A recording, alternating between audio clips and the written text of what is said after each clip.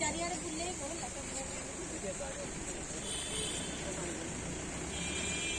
तो आसंती पड़े आस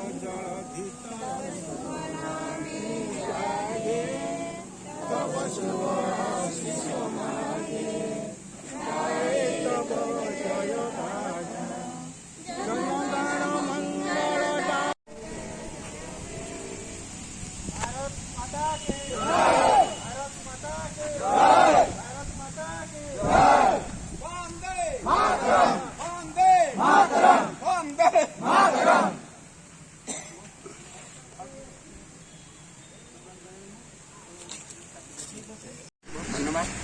आपण मैंने बंधुगण जानती ये भारत वर्ष स्वाधीनतार 75 वर्ष भितर आम देशर बहु युवक शहीद होती।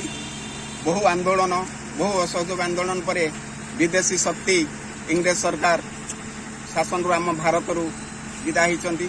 से गोटे दिन कथा नुह बहु समय धरी से संग्राम जारी करथिले।